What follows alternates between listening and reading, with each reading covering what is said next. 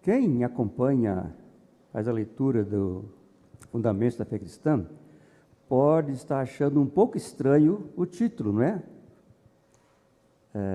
Lá o título é O Homem Tripartido, volume 2, lição 6, se não me engano, O Homem Tripartido. Mas se nós colocássemos na projeção naquela figurinha, né? Como é que chama? Na capa da transmissão, o homem tripartido, o que ia acontecer? Já ia passar, o irmão já ia revisar toda uma mensagem que ele já ouviu várias vezes e falar assim, isso eu já sei. Então eu pedi para o irmão, falar, vamos mudar o nome do título da mensagem para Um Ser Especial. Na verdade, é o primeiro subtítulo ali da lição, né? Um Ser Especial. Amém? Aleluia. Então nós vamos falar mesmo sobre o homem tripartido. Em alguns lugares, ensina-se que o homem é composto por corpo e alma. Em outros lugares, ensina-se que o homem é composto por corpo, alma e espírito. Então, nós estamos inseridos neste segundo grupo, não é? Como dizia o nosso saudoso irmão Esdras, a nossa teologia, a nossa teologia ensina que nós somos corpo, alma e espírito. Isso, irmãos, torna o homem um ser especial. A única criatura de Deus dotada de corpo, alma e espírito é o homem. Por isso é que o título é Um Ser Especial. Eu vou ler alguns versículos, os versículos que considero assim, os mais importantes, os versículos-chave dessa mensagem. E vamos combinar uma coisa, eu vou padronizar a minha leitura pela versão NAA, Nova Almeida Atualizada, não é? É a última versão, a última tradução da Sociedade Bíblica do Brasil. E eu valorizo muito o que vem da Sociedade Bíblica do Brasil, porque a minha mãe trabalhou muitos e muitos anos na SBB. Então eu sei que lá tem um corpo de redatores, de revisores, enfim, muito bom. Então nós podemos confiar nas traduções que são apresentadas pela SBB. Eu gosto muito de outras versões, não é? Então está muito em moda hoje a King James atualizada, não é? Ótima, né? A única questão é que é uma tradução do inglês para o português. Então já tem aí uma passagem adicional, né? Gosto muito da NVI, da NVT, tem até uma versão chamada A Mensagem, que é uma paráfrase da Bíblia, na verdade, eu gosto também de ler ali. Mas para a mensagem eu gosto de me basear, né, numa tradução da SBB, em especial agora a NAA. Outra coisa, irmãos, vamos ter muitos versículos hoje aqui, tá? Então, eu vou ler os versículos, o irmão da projeção pode colocar o versículo, mas eu não vou ficar esperando muito não, tá bom? Então, podem ficar tranquilos, né? Que o versículo vai ser lido por mim, né? Se eu achar que é conveniente, importante os irmãos lerem o versículo, então, leiam com todo o espírito. Amém? Então, tá, combinado, vamos lá. Eu vou ler aqui o primeiro versículo, né? Está em Gênesis 1, 26. E disse Deus, façamos o ser humano a nossa imagem, conforme a nossa semelhança. Gênesis 1, 26. Então, como eu disse, o único ser que foi criado à imagem e semelhança de Deus é o ser humano. A imagem, ela diz respeito a semelhança diz respeito ao exterior, e a imagem diz respeito ao interior. Então, eu preparei aqui algumas figuras, e eu vou pedir para o irmão da projeção colocar a primeira figurinha, por favor. Figura.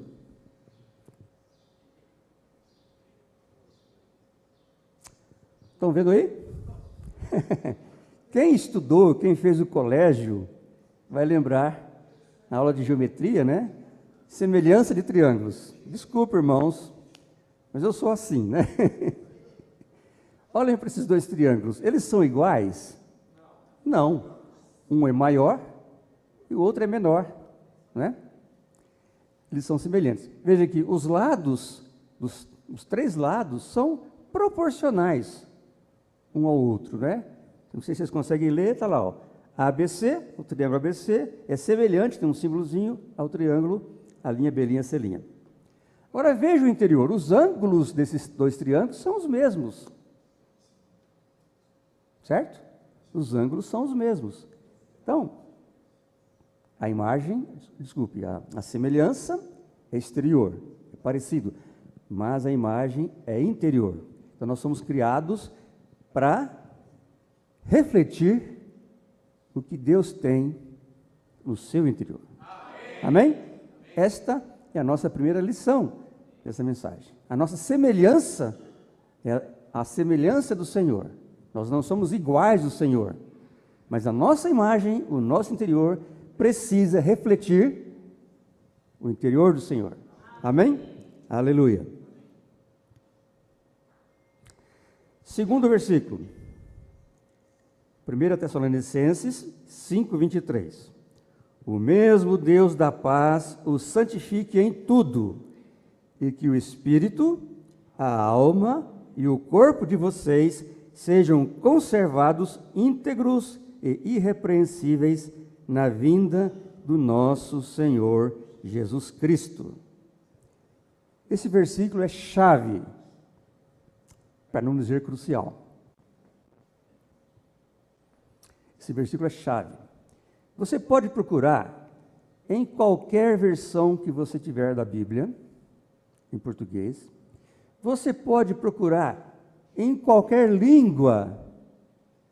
Eu fiz isso, né? Procurei lá em português, espanhol, inglês, italiano, onde eu conseguisse entender alguma coisinha, né? Todas as versões dizem claramente: corpo, alma e espírito. Então, eu não vejo nesse versículo nenhum ponto de dúvida ou discussão.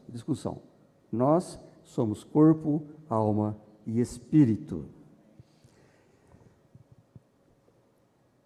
Terceiro, vamos agora a uma questão muito importante também nessa mensagem. Nós vamos falar mais sobre isso depois, mas eu vou adiantar que alma e espírito não são a mesma coisa. Essa é uma confusão que existe muito, né? Como eu disse, alguns lugares ensinam corpo e alma e mistura alma com espírito, e outros ensinam corpo, alma e espírito. Mas alma e espírito não são a mesma coisa.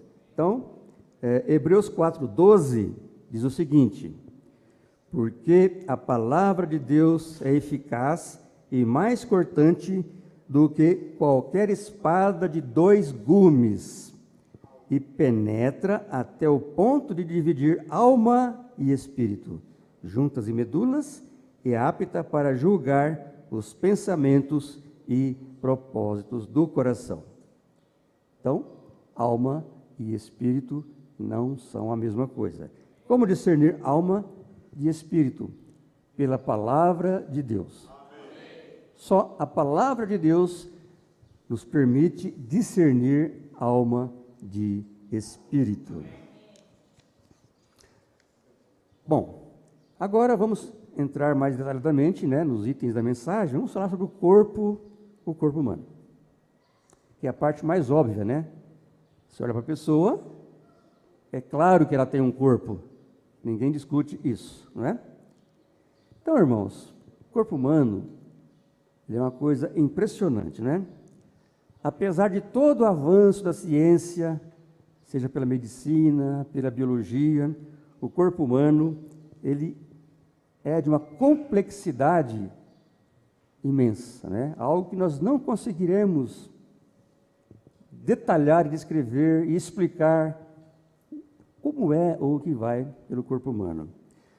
O meu conhecimento sobre o corpo humano, irmãos, ele não vai além do conhecimento comum que nós temos sobre isso, né? Então, eu não posso ficar aqui dando aulas sobre corpo humano, mas eu gostaria de também dar aqui um exemplo para vocês entenderem do que eu estou falando, não é? Espera aí, para depois colocar a figura 3, figura 2. Quando eu pedir, pode tirar essa, mas daqui um pouquinho eu peço uma nova figura. Então, irmãos, na engenharia elétrica, vocês vão entender tudo que eu estou falando, tá bom? Não fiquem preocupados. Na engenharia elétrica, existe algo que nós chamamos de linha de transmissão. Tá? Já ouviram esse termo? Linha de transmissão. Mas o leigo, quando ouve falar em linha de transmissão, ele pensa naquelas linhas de alta tensão, né, que vão da usina até a subestação, enfim, linhas, né? Aqui lá, sim, são linhas de transmissão. Mas, isso que você vê aí fora, né, no poste da rua, também é uma linha de transmissão. Os fios, né, que vocês estão vendo aqui, eu ligando os equipamentos à tomada, também são linhas de transmissão, né? Os fios de telefone, hoje em dia quase ninguém usa mais telefone fixo, mas aquilo lá também é uma linha de transmissão.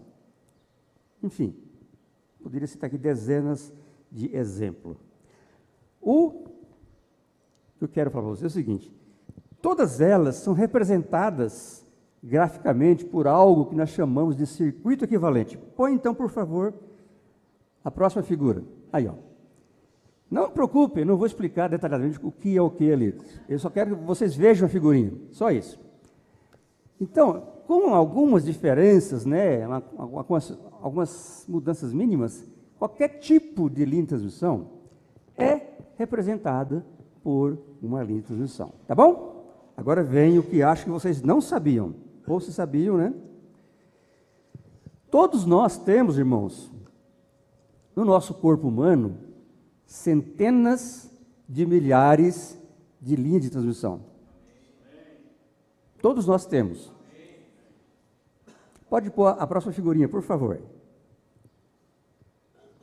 Está aí, ó. O nome disso é axônio. O que é um axônio?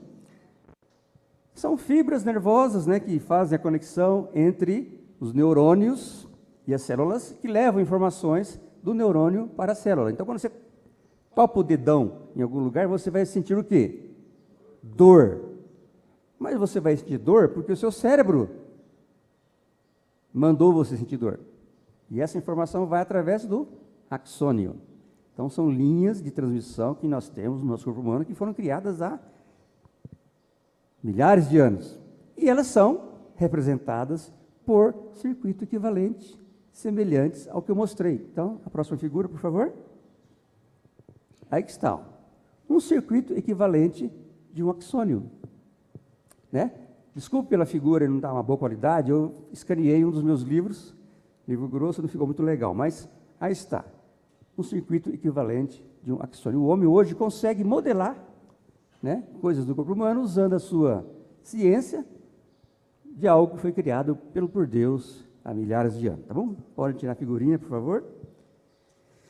Muito bom. Agora, então, nós vamos concentrar a nossa atenção agora, realmente, como é que deve ser a nossa interação com o nosso corpo, nós cristãos, né?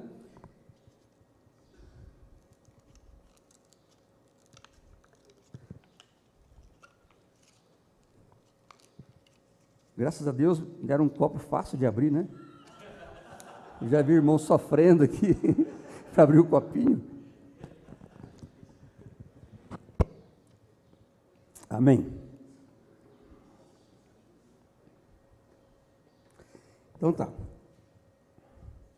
Eu vou ler também aqui alguns versículos. 1 Coríntios 6,19. Será que vocês não sabem que o corpo de vocês é o santuário do Espírito Santo que está em vocês e que vocês receberam de Deus e que vocês não pertencem a vós mesmos? 1 Coríntios 6,19. E também vou ler Romanos 12,1. Portanto, irmãos, pelas misericórdias de Deus, peço que ofereçam o seu corpo como sacrifício vivo, santo e agradável a Deus. Este é o culto racional de vocês, o serviço racional de vocês. Então, irmãos, o nosso corpo é o santuário do Espírito Santo. Amém? Amém? O nosso corpo, irmãos, ele é o templo do Espírito Santo. Amém. Eu sei que pela nossa cultura, né, nós não gostamos muito de usar o termo templo, santuário, né? Mas é isso que nós somos. É isso que o nosso corpo é. O santuário ou o templo do Espírito Santo. Então, irmãos, depois de salvos, nós devemos santificar o nosso corpo como a morada de Deus e apresentá-los em nosso culto racional, ou no nosso serviço a Deus racional. Nós sabemos, né, irmãos, que o fim deste corpo é a morte. Né? O nosso corpo, na verdade, está morrendo dia a dia. Nós nascemos e já começamos a morrer. Não é? Nós não precisamos ser acometidos de doença grave e tal para sabermos que estamos morrendo. Nós estamos morrendo instante a instante. E nós sabemos por quê. Não é? Por causa do pecado original que entrou. Entretanto, nós, como pessoas regeneradas, nós precisamos cuidar dessa nossa casca, dessa nossa embalagem, desse invólucro que Deus nos deu. Né? Eu gostaria de agora dar aqui um exemplo, e eu não falei para essa pessoa, mas eu vou falar da minha sogra. Ela tem 90 anos, ela mora lá em casa, e ela está nos ouvindo agora, nos vendo agora pelo YouTube. Né? Deixa eu fazer um parênteses, a minha sogra nunca perdeu uma única reunião, desde que nós começamos a fazer a transmissão pelo YouTube. Amém? Amém? Ela tem lá uma TV no quarto dela, né? Chega na hora, ela pede para alguém colocar e ela participa da reunião toda. E nós chegamos em casa, ela comenta da reunião. Né? Domingo passado ela falou do João. Falou, poxa, mas o João está doente, né? Falei, o João está doente. Mas e lá, alegre, correndo de um lado para o outro, tal, não sei o que. Pois é, o João é daquele jeito mesmo. Né? Então ela está antenada. Ela está antenada, né? Eu estou falando isso, irmãos, é um parênteses para incentivar os irmãos a valorizar as transmissões nossas no YouTube. Né? Nós já estamos, eu li agora há pouco, com 691 inscritos. Houve um salto muito grande no número de inscritos no canal da igreja, de uns tempos para cá. E também um aumento, né, de visualizações das mensagens, graças a Deus, né? Mas nós precisamos valorizar cada vez mais a transmissão, as transmissões da igreja pelo YouTube. Amém? Então, quando você estiver viajando em algum lugar, né, não deixe de acessar, né, as reuniões da igreja. Mas, como eu disse, eu vou falar da minha sogra, né? Depois ela vai brigar comigo, mas tudo bem. Ela chegou em casa, então, irmãos, no início da pandemia, ela não conseguia andar. Ela andava com andador, né? Devagarzinho, né? Bem devagarzinho. Aí o que aconteceu? A Alba contratou um personal trainer para ela. Agora, hoje ela tem uma personal, mas ela começou a se exercitar. Hoje ela anda, ela aposentou o andador, né? Ela anda em casa, livremente, ela anda do lado de fora da casa, ela sobe escada, desce escada, sem andador. Por quê? Cuidado com o corpo, não é? Então, é muito importante que nós atentemos para isso, né? Cuidar do nosso corpo. Muito bem. Vamos fazer agora a transição, então, do corpo para a alma. Mas antes, eu quero que vocês projetem uma outra figurinha, por favor.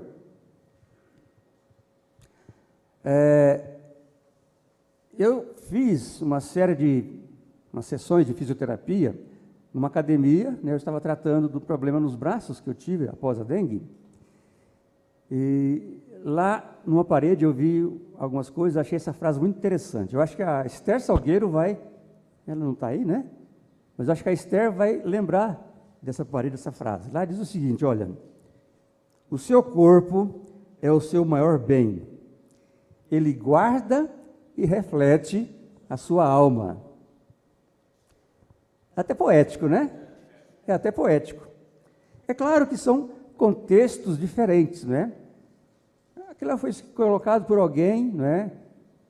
Não sei se ele é um cristão, o que ele é, mas tem uma concepção muito boa a respeito do corpo, alma e da interação entre corpo e alma. Eu achei muito interessante e quando eu vi que a mensagem ia falar sobre isso, eu falei assim, deixa eu tirar uma foto disso aqui, né? E vou colocar na mensagem.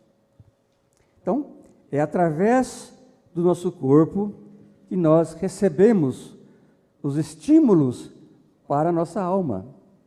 É através do nosso corpo que nós recebemos os estímulos para a nossa alma. E é também através do nosso corpo que nós refletimos o que vai na nossa alma. Quando você olha para alguém, pela sua expressão facial, muitas vezes você consegue imaginar o que está acontecendo com ela. Porque ela reflete, né? O nosso corpo reflete o que está na nossa alma. Então vamos falar sobre a alma e suas funções. Vou pedir para o irmão projetar a próxima figura, por favor.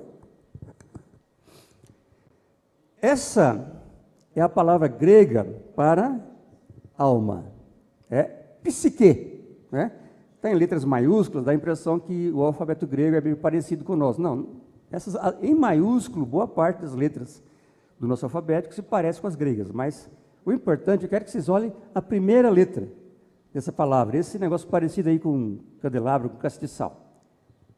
Essa é a letra psi. E é o símbolo da psicologia. Temos psicólogo aqui, não é? Vanderly está aí? Cadê você, Vanderly? Você é psicóloga, né? Então, esse é o símbolo da psicologia, não é? Esse é o símbolo, a letra psi. Então, tem a ver, né? Agora eu peço para projetar a palavra em latim para alma. Anima. Então, esta é a palavra em latim para anima. Não é? Magnificat anima mea dominum. A minha alma engrandece o Senhor. Está lá em Lucas, alguma coisa, né? Maria falou. Então, anima é a palavra em latim para alma. E agora eu quero, por favor, vou pedir que vocês projetem a palavra em hebraico para alma. Aí está. Nefesh. Está lá escrito em hebraico, né, com os caracteres hebraicos. E embaixo a transliteração para o nosso alfabeto. Né? Vocês sabem que no alfabeto hebraico não existe consoantes. Né? Por isso que fica menorzinha a palavra. Mas é a palavra em hebraico para alma. Nefesh. Muito bem. Peço desculpas. Ainda estou com uma certa tosse. Espero que isso não atrapalhe aí a audição dos irmãos, né? Mas vejam que coisa interessante que eu vou agora apontar.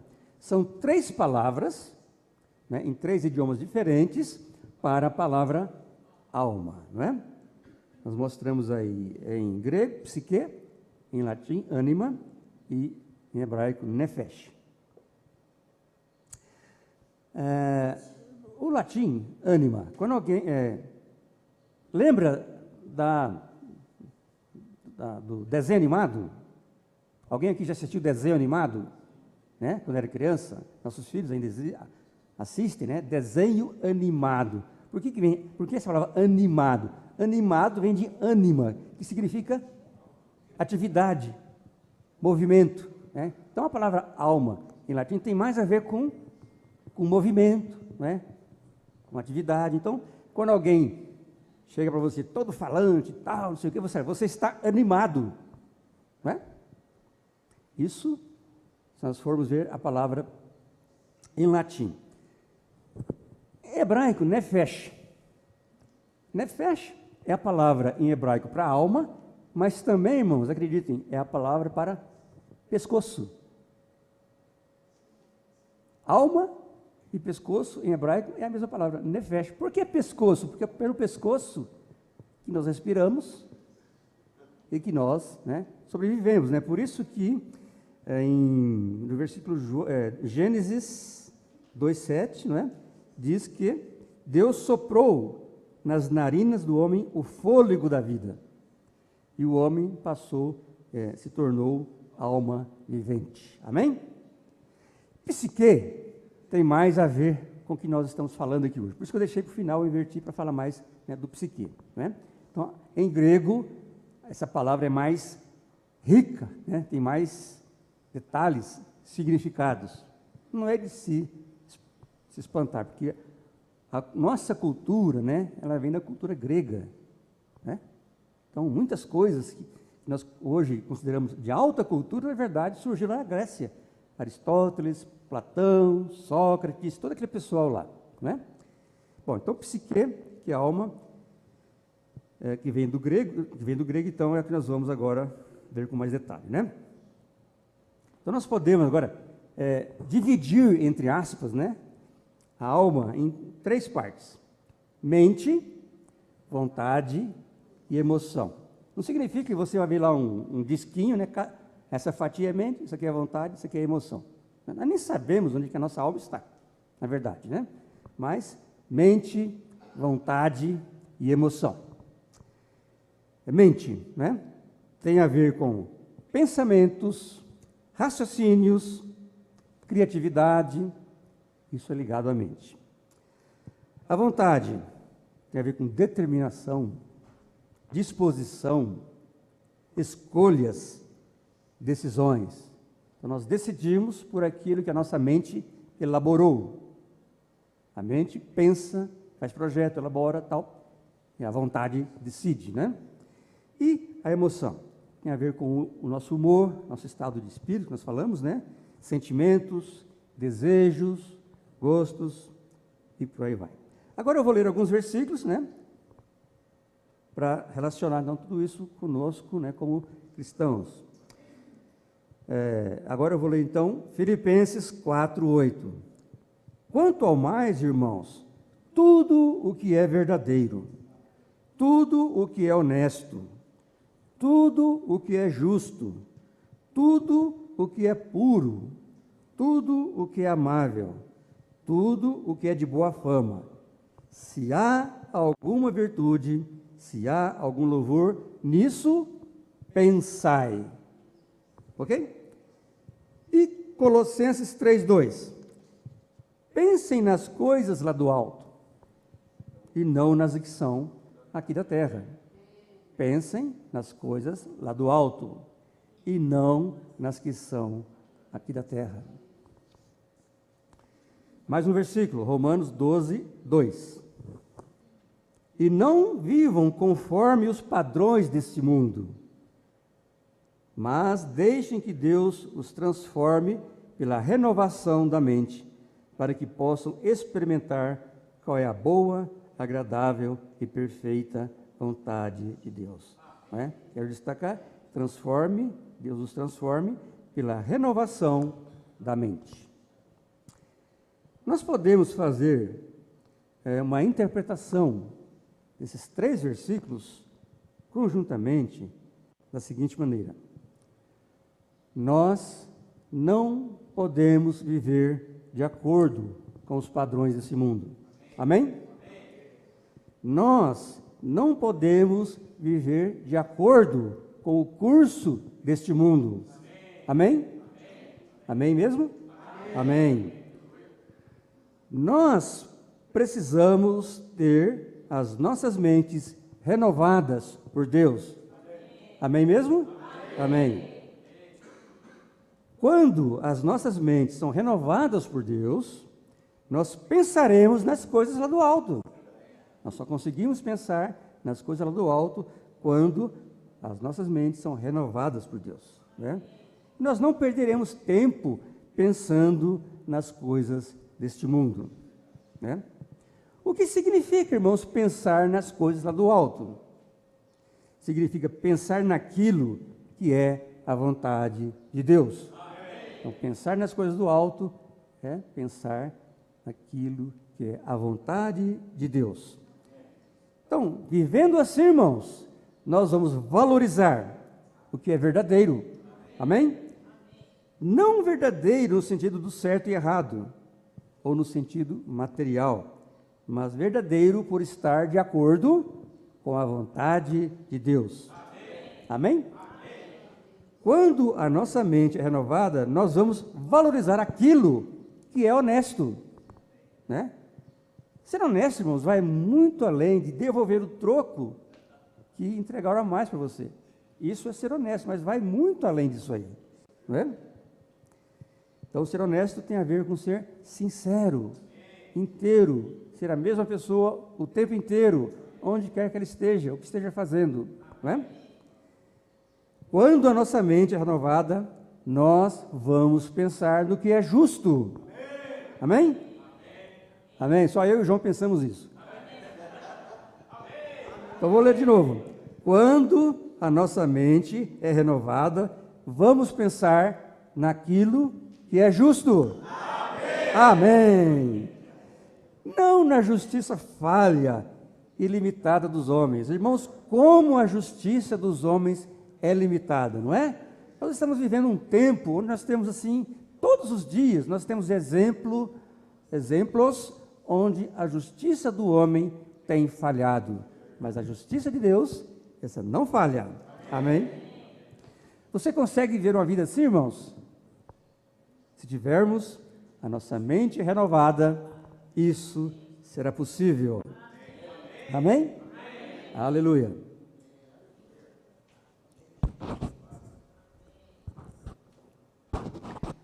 Esses dias eu assisti o discurso do nosso presidente lá na ONU, fazendo a abertura da sessão lá, da Assembleia Geral, e cada vez que batia um palmo para ele, pegava e tomava um pouquinho de água, né? Como vocês não estão batendo palma para mim, eu tenho que tomar água, eu tenho que parar e tomar água, né? Não precisam bater a palma, tá bom? Isso é uma brincadeira. Vamos falar agora, irmãos, a respeito da vontade. Então, vamos lá. Eu vou ler João 6:38. Porque eu desci do céu, não para fazer a minha própria vontade, mas a vontade daquele que me enviou. João 6:38. Agora João 4:34. Jesus lhes declarou: a minha comida consiste em fazer a vontade daquele que me enviou e realizar a sua obra. Amém? Mais um versículo, Salmo 143:10. Ensina-me a fazer a tua vontade, pois tu és o meu Deus, que o teu bom espírito me guie por terreno plano. Irmãos, importante, a nossa vontade não pode entrar em choque com a vontade de Deus. Agora é só eu e o Juninho que pensamos assim, né? A nossa vontade não pode entrar em choque com a vontade de Deus. Amém. Deus tem uma vontade para o seu povo, de uma forma geral, e uma vontade para cada um de nós, de uma forma individual. Amém?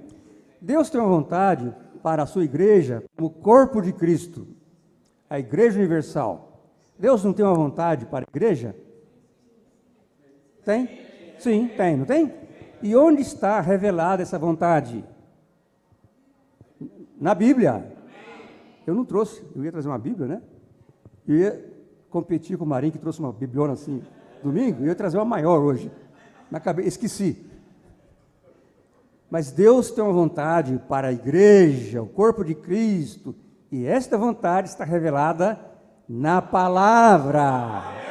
Irmãos, é muito importante que isso seja enfatizado.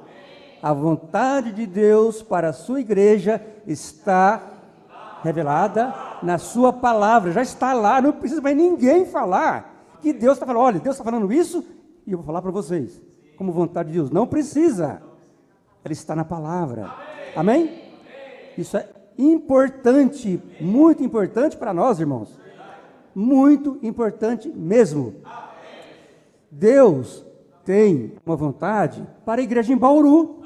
Agora estou falando de nós aqui, não que nós aqui somos a igreja em Bauru, é que nós usamos essa identificação, não é, para nós, tudo bem. Então, igreja em Bauru, mas a igreja em Bauru é muito mais do que isso. Mas Deus tem uma vontade para a igreja em Bauru, essa reunião, e Deus tem uma vontade para a igreja em Bauru, como um todo, Deus tem.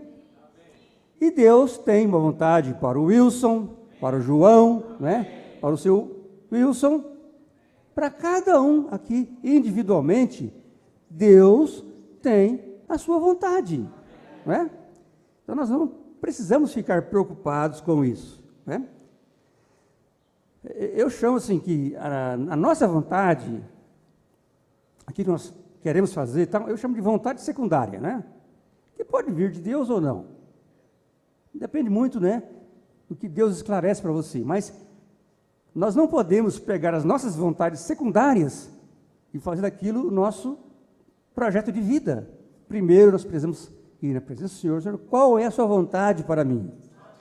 O que o Senhor designou para mim? Né? O que o Senhor quer que eu faça? O Senhor quer que eu case com fulana ou com beltrana? O Senhor quer que eu faça um curso de engenharia ou um curso de letras? Ou curso nenhum? Né? O que o Senhor quer que o que o Senhor quer da minha vida? Isso pensando na vontade de Deus para mim. O Senhor quer que eu seja um irmão, um missionário, um irmão de tempo integral, que vá servir ali e acolá? Né? Ele pode ter essa vontade para mim, mas não ter para o Silvio. Não é verdade? Então Deus tem vontade para cada um e nós precisamos alinhar a nossa vida, a nossa vontade, de acordo com a vontade de Deus. Amém? Amém. Agora, irmãos, vamos falar da emoção. Vou ler aqui então Salmo 94, 19. Multiplicando-se em mim as inquietações, as tuas consolações me alegram a alma. Salmo 94, 19. Outro versículo, Filipenses 4, 4. Alegrem-se sempre no Senhor. Outra vez digo, alegrem-se. Irmãos, emoção é um negócio muito complicado para a gente falar, né? Falar sobre emoção. Nos últimos dias, cada vez mais e mais pessoas têm sido acometidas de distúrbios emocionais. Ansiedade, depressão, pensamentos suicidas, síndrome do pânico. É muito comum a gente ver isso acontecendo, né? E mesmo muitos cristãos têm passado por isso. Muitos irmãos nossos têm passado por esse tipo de problema, ansiedade, depressão e até pensamento suicida. Sim, síndrome do pânico. Por que o cristão passa por isso? Será que é uma pessoa fraca na fé? É um crente fraco? Não. Qualquer um de nós pode ser acometido disso. São doenças emocionais. Não é uma questão de caráter, de querer ou não querer, ou de se relaxar. Não. Existem gatilhos, situações que levam a isso. Pode acontecer, não é? O que é ansiedade? Ansiedade é viver no futuro, né? Ficar só pensando no futuro. Será que o dinheiro vai dar? Será que vai ser assim? Será que vai ser assado? Ficar ali ansioso, né? Ansiedade é viver no futuro. E depressão? Antes disso eu vou ler aqui um versículo, que é Filipenses 4, 6. Não fiquem preocupados com coisa alguma, mas em tudo sejam conhecidos diante de Deus os pedidos de vocês, pela oração e pela súplica com ações de graça. Então, sentir-se ansioso em determinadas situações é normal. seremos totalmente isentos de ansiedade. Ela existe. Ela sempre vai existir na nossa vida, mas num grau suportável, que não venha causar danos à nossa vida, ok? E depressão? Depressão está associada a uma vida que estacionou no passado. Ela não consegue enxergar um futuro, ela não consegue enxergar, mas ela fica ali, estacionada no passado, ok? O fato de um cristão passar por depressão não significa que ele está longe de Deus. Não significa isso. Não é? E agora, nós vamos falar sobre uma coisa importante, que são os pensamentos suicidas.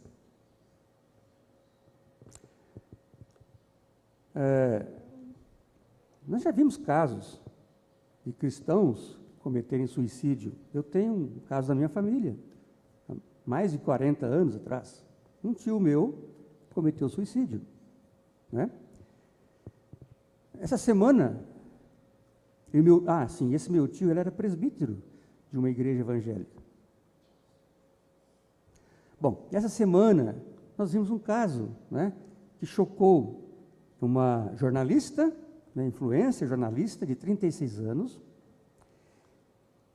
que tinha lá um problema, né, ela tinha relacionamentos homossexuais. Eu não sei se já faz um certo tempo ou não, ela começou a ter problemas com isso. E ela procurou uma igreja evangélica. Não sei o que aconteceu lá, mas pouco tempo depois, ela tirou a própria vida. Não estou acusando ninguém. Não sei o que aconteceu lá. Nós não sabemos. Mas, para esse tipo de pessoa que chega até nós com problemas como estes, qual deve ser a nossa atitude? Acolhimento, carinho, amor. É esta que deve ser a nossa reação. Nós não devemos chegar à pessoa, vem cá agora. Ó, na Bíblia está falando isso. E que não sei o quê, que não sei o quê, que não sei o quê. Não estou falando que foi isso que aconteceu lá, não sei. É uma história estranha. Mas nós precisamos acolher as pessoas do jeito que elas estão, né? O problema dela, quem vai tratar é Deus, não somos nós, né? Nós não sabemos até quando ela vai conviver com esse problema, se algum dia ela vai deixar de ter o problema, mas isso não é problema nosso. Claro que, como fala na palavra, Deus odeia o pecado, mas ama o pecador. Então nós devemos amar os pecadores. Amém? Amém. Aleluia. Senhor Jesus. Agora, irmãos, tendo já concluído, né, sobre a alma, que é mente, vontade e emoção, nós vamos falar agora um pouco sobre o espírito. O espírito, o nosso espírito, é a parte mais interior do homem. Esse interior aqui, veja bem, nós não sabemos, né? Não é que existe o corpo e dentro dele tem a alma, e dentro da alma tem o espírito. A gente tem uma figurinha, né, que eu nem quis mostrar aqui hoje, porque já os irmãos estão careca de saber. Então, vocês imaginem aí a ilustração, né? Corpo, alma e espírito, não significa exatamente aquele jeito. Mas é interior, vocês vão entender por quê ao longo do que eu estou falando, né? Pois não, Mário. Como é que se escreve espírito?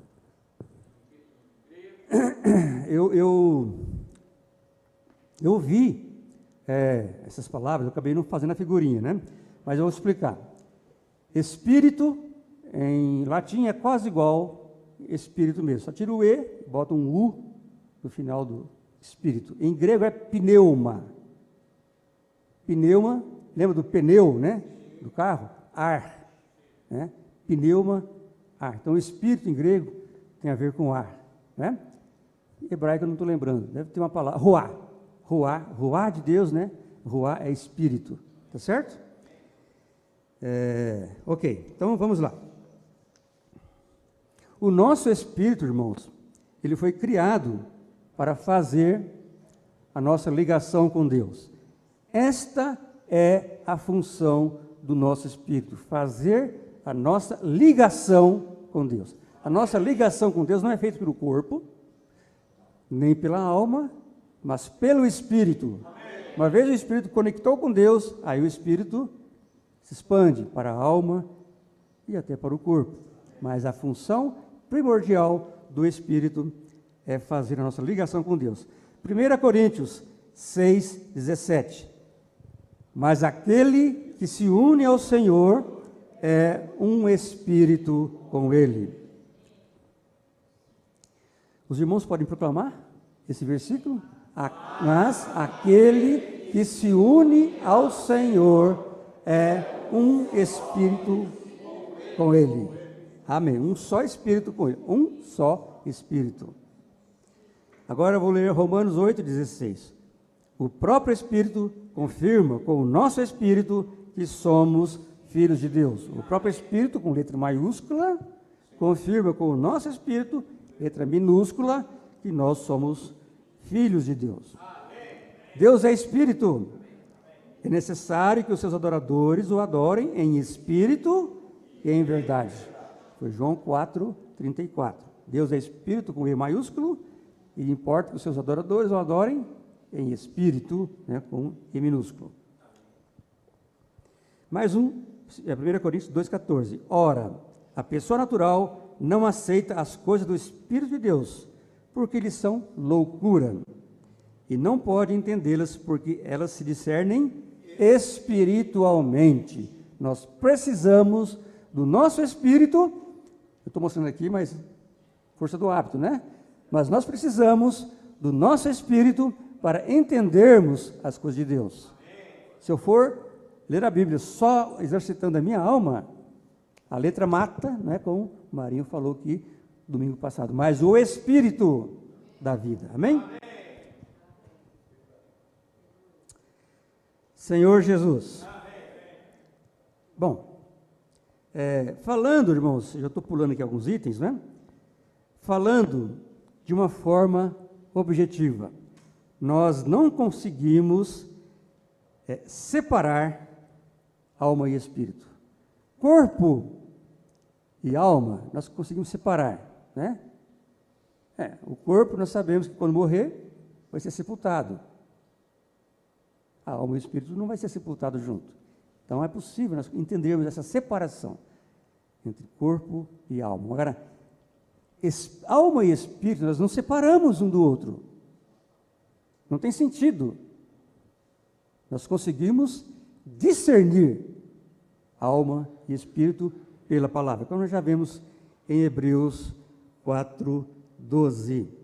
Eu não vou ler novamente, mas esse versículo fala exatamente isso. Então, o homem natural, ele consegue separar corpo e alma. Aquela figurinha que eu mostrei lá da clínica de físio, né? O corpo guarda sua alma. Então, qualquer pessoa assim, natural, ele tem essa noção, até correta, de corpo e alma. Mas para separar alma e espírito, nós precisamos da palavra de Deus. Amém? Então, o que é a consciência? A nossa consciência é a parte líder do nosso espírito. Vou ler aqui 1 Coríntios 4:4. Porque a consciência não me acusa de nada, mas nem por isso me dou por justificado, pois quem me julga é o Senhor. 1 Coríntios 4:4. Né? Outro versículo, mantendo a fé e boa consciência, porque alguns, tendo rejeitado a boa consciência, vieram a naufragar na fé. Isso foi 1 Timóteo 1:19. Agora eu vou ler 1 Timóteo 4:1-2. Ora, o Espírito afirma expressamente que nos últimos tempos alguns apostatarão da fé, por obedecerem a espíritos, o primeiro espírito que eu falei é maiúsculo, espíritos enganadores minúsculos, e a ensinos de demônios. O Mário falou ontem aqui, pode acontecer ensino de pessoas enganadoras, não é? Espíritos enganadores no meio do seu povo. Sim, acontece, infelizmente. né? E pela hipocrisia dos quais falam mentiras, que têm a consciência cauterizada. Consciência cauterizada, irmãos, significa o seguinte: ela não consegue mais discernir. Deixa eu explicar para vocês. A nossa consciência é o nosso primeiro alerta, tá?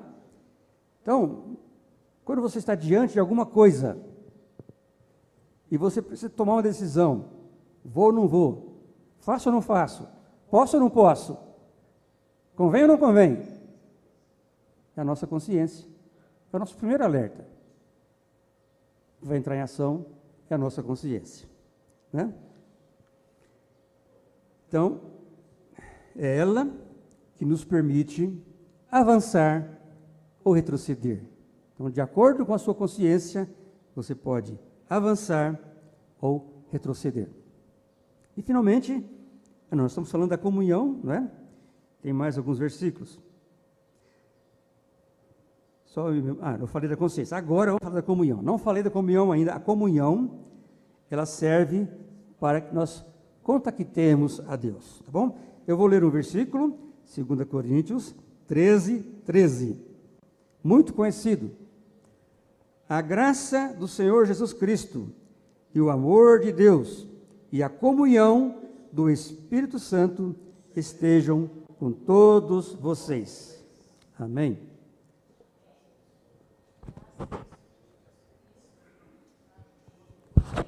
Peço perdão pelas interrupções, mas vamos lá.